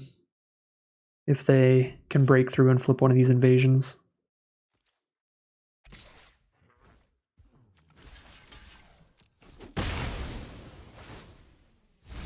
Yeah, 4/4 Flying Seed Shark. I guess I could contempt the Seed Shark back to the top of their library, but then they just replay an Invasion of Amonkhet again, which is pretty bad for me. I don't know if that's going to be the game plan. Halo Charge Scab on top of their deck. We have missed land 5 again. We can pay some life, flip a weird, try to draw a card here.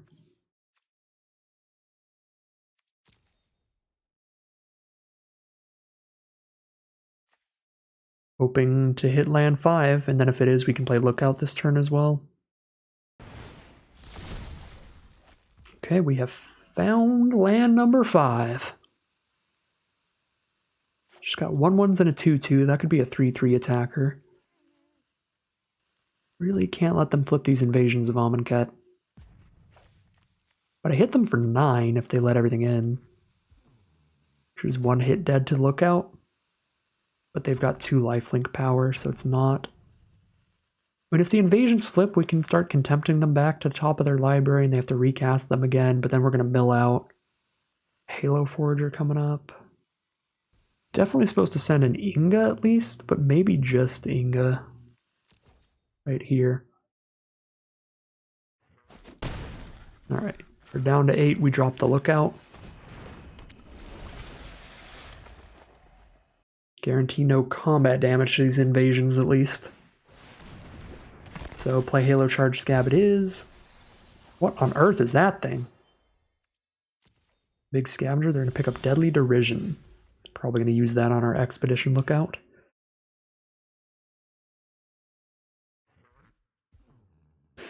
They're at 8 life.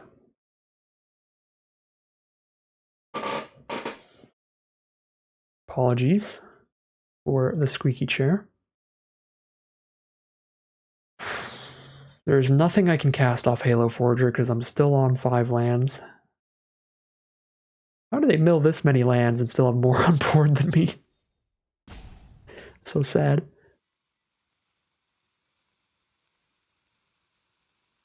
I can't really attack into the Scab, and Contempt doesn't get rid of anything till the end step post-combat.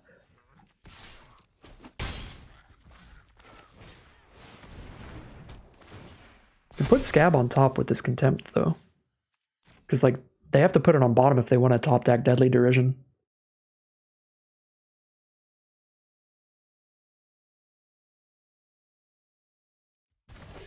We're already pretty much guaranteed to mill out before them because they have Halo Charge Scab shenanigans to keep putting things on top of their library, so I'm not worried about giving them more cards in their deck.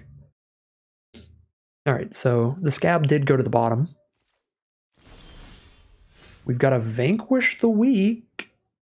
I could just run out a Halo Forger for a 3-power flyer here. I feel like I attack with everybody with them at 6.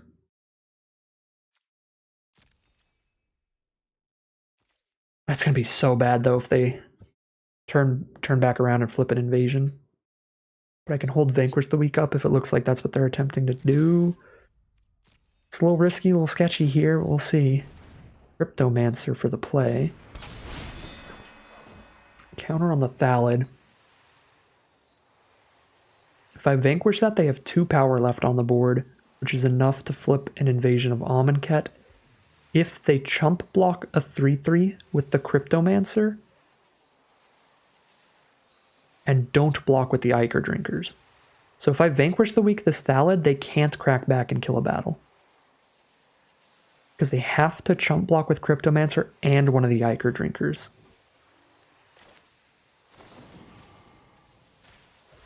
And I can just Contempt one of the Ichor Drinkers. Totally forgot about that.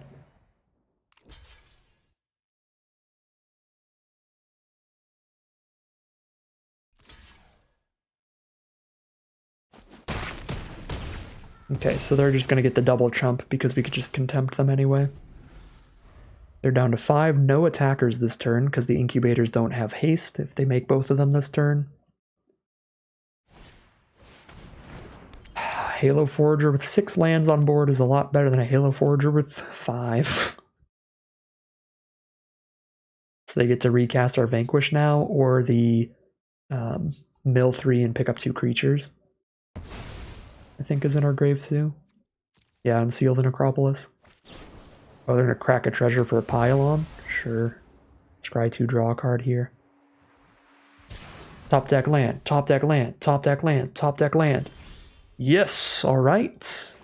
Put them to 2 life. Put them to 2 life is big.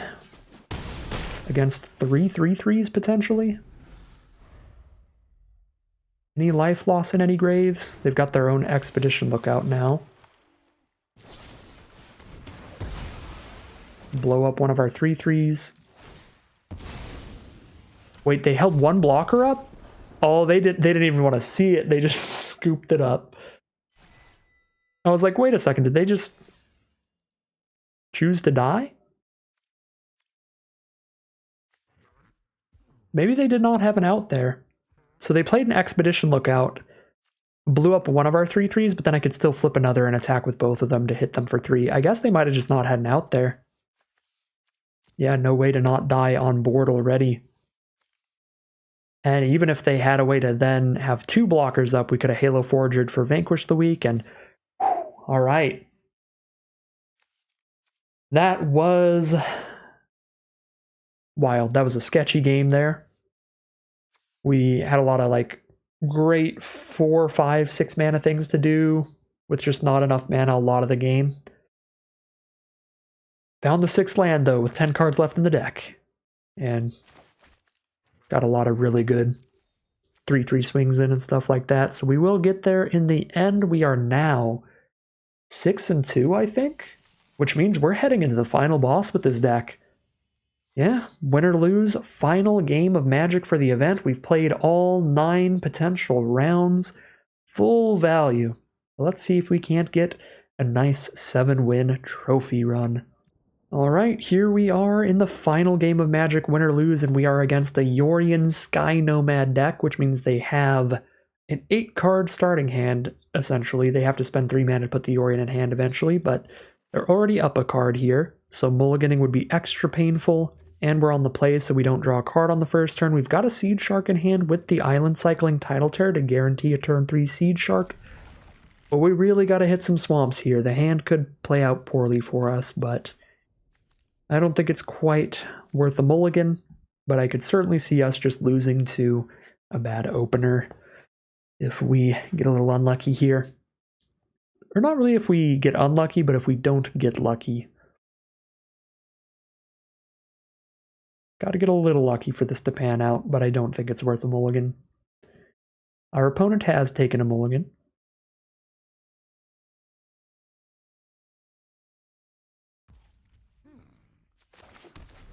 Start things off with our turn 1 island. They're going to go for a forest into Placid Rottentail. Not what I expected from a Yorion deck. We draw into another black card, which is a pretty bad start for us. We're just going to island cycle the Tidal Terror. Could wait till their end step, but I'm being a little lazy here, getting that auto pass value.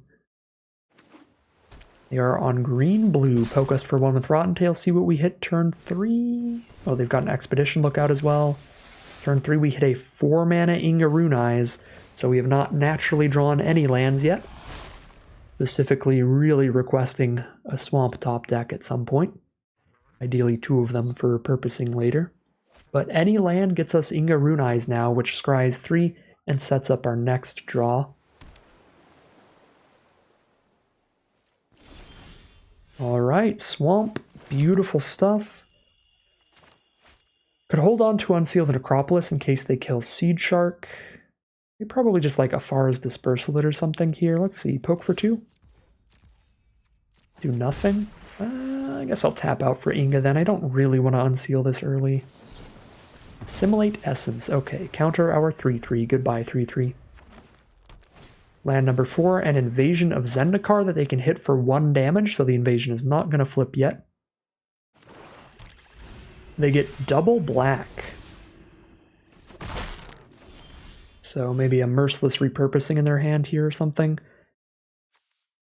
Miss a land drop this turn, so we're still on 4 mana. I can't Halo Forager to recast anything from Grave, but I could still play it as a 3-1 flyer. I think I'd rather hold up an Assimilate Essence and Unseal the Necropolis if I don't do anything with it, because now I pick up 2 cards and Incubate 3, worst case scenario. Now that they have this Invasion of Zendikar, I'm just going to hold on blocks and try to get this to not flip into a 4-4. So we're holding up a Counterspell and an Unseal. Unseal doesn't play very well against their Lookout. Don't like that, but still fine. Preening Champion? Well, can't counter that. Could make them tap out, and we'd get 2/2/2 Incubators, though. I'm not really going to have time to hold up Assimilate Essence from this turn onward, because we've got 5 drops and 6 drops and stuff coming up. They'd need 9 mana to cast Yorion without it getting countered to Assimilate. They've already got 7, though, so they're not that far from doing that. Yeah, let's Assimilate here. Have them tap all their mana, we get 2/2/2s.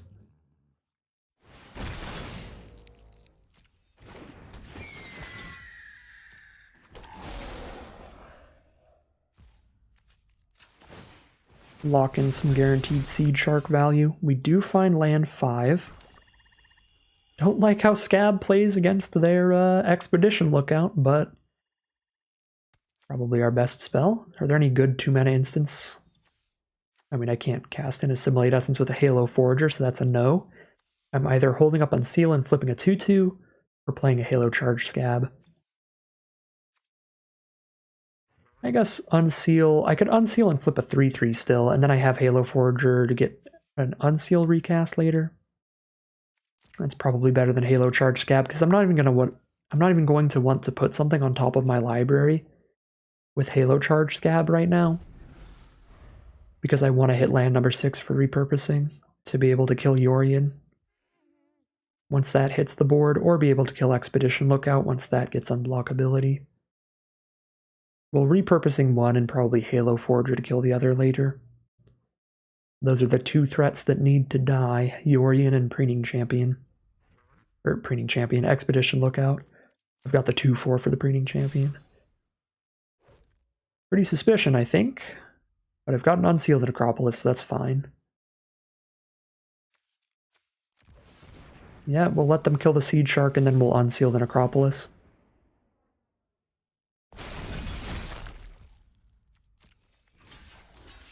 This Rottentail is going to be able to get exiled from Grave to make the Lookout bigger.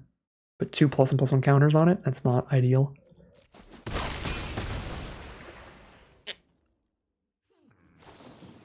Death Rattle Oni. It's that thing! So everything dies? Sure.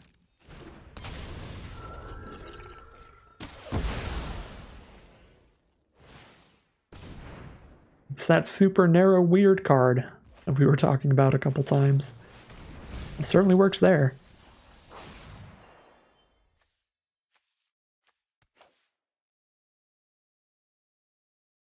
I think I'm going to pick up a Tidal Terror so that if I don't naturally draw land, I just land cycle Tidal Terror and play Chromos Seed Shark. Get to that repurposing. Yep. Well, I drew my other land cycler though, which means I didn't need the Tidal Terror, but still going to use it here. I guess I'd rather cycle the Gloomfang Mauler, get my third swamp.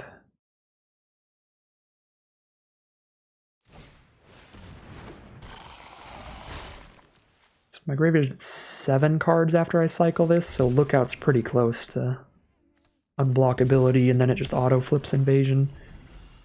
It's not good. Death Rattle Oni, I guess, gets to flip the Invasion if they really want to flip it this turn. Because I'm not going to block that thing with a 2/4 Chrome Host Seed Shark. Attack my face. Oh. My face is in pain. 6 mana. Phyrexian Gargantua, they want to run that out and then Yorion the Gargantua later. Yeah, that's going to be huge. Another draw 2. Starting to look like we're going to get Yorion out of it. Draw 4 extra cards total. Good grief. Repurposing one of their cards, I'll get a 6/6 Incubator off the Seed Shark, which is cool. Don't think it's going to be enough, though. Don't really have another line. There's nothing to pick up off Forager that's any better. Could unseal again.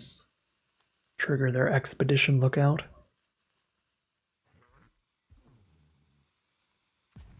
Yeah, I think just big dorks, a 5/4, and then a 4/4 draw 2 here. Gonna be too much stuff. Especially when Yorion draws another 2 if I don't exile the Gargantua. Urn of Godfire. Alright, that is removal. That does kill a Seed Shark. Triggers the Lookout, makes that unblockable. But if I kill that, I take 9. So I think I kill Gargantua to kill one of their big creatures and also stop Yorion from popping off as much. But now they hit me for 5 and flip the Invasion.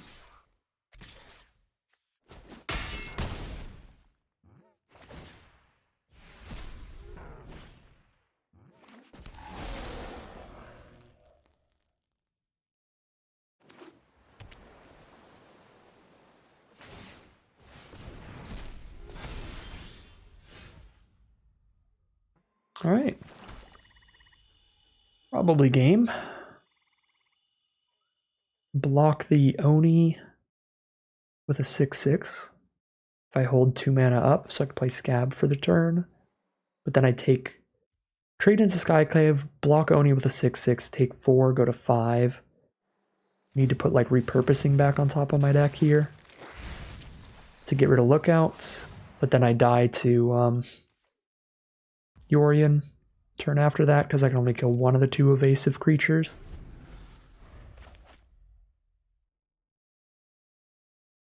Yeah, I think Death Rattle Oni into Phyrexian Gargantua, just the double 3-for-1 on us was too much to come back from here. Get killed by the weird, funky, narrow Oni thingy with its freaky arms. Its digital effects behind it.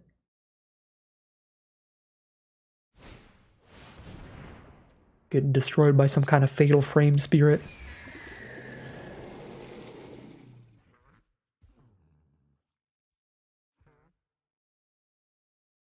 Well, Yorion doesn't get any enter the battlefield value at least, which is cool for us. So I can repurposing one of the 2 threats. Block the 2 creatures on the ground and go to 1 life.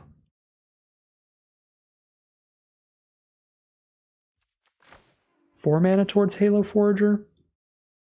They have nothing in their grave to recast. We have an unsealed Necropolis, which is not removal. So we have to repurposing and then top deck another one. That's all we've got.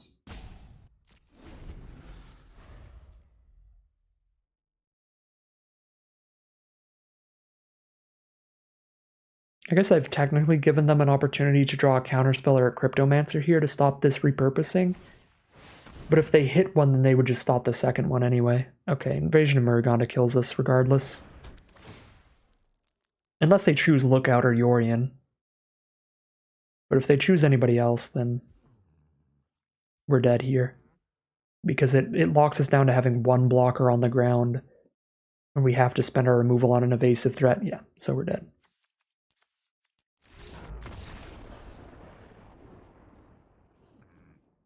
Yeah, so I die here because I needed to have repurposing to kill one of these. And now if I don't repurposing the Skyclave, they kill one of my ground troops. I only have 7 mana. I have to spend 6 on repurposing, so I don't have the mana to flip this other incubator. So I'm stuck with only 1 ground blocker now. So I repurposing Yorion or Lookout, block one of the 2 creatures on the ground, and take 9 damage, which is well over lethal. So because the Skyclave gets the +1/+1 counter from Muruganda, it'll survive that. And I'm going to get hit by 2 creatures no matter what I repurposing. So that is game. Well, didn't quite make it in the end. Got a few losses in here against some pretty great decks like that. Great Yorion value deck in the end that got a few 3-for-1s on us. But still a really respectable record. Get a 6-3 out of the deck. It played very, very well. And I think it definitely could have gotten a 7-win run. Maybe if we got a little luckier, played a little better. But still got really, really close. And I think it played quite well in pretty much all the games. Basically, all the cards got to show up and do their thing. And yeah, it was all excellent. All excellent stuff. Not too much to say. When it comes to over and underperformers, everything did about how we thought it would. So 6-3 for the end of this premiere draft of March the Machine Aftermath. But that is going to end today's video. As always, I'd like to thank my patrons very much for supporting this channel, as well as you for watching the video. If you'd like to see more videos like this, you can always like, comment, and subscribe to tell the YouTube algorithm to send you more of the videos in your recommended feed. If you'd like to hang out with me live, you can check out the Twitch channel in the link in the description below, and if you'd like to support the channel directly, you can check out the Patreon link in the description below. Other than that, as always, thank you very much for watching, and I'll see you again soon for some more Magic Arena.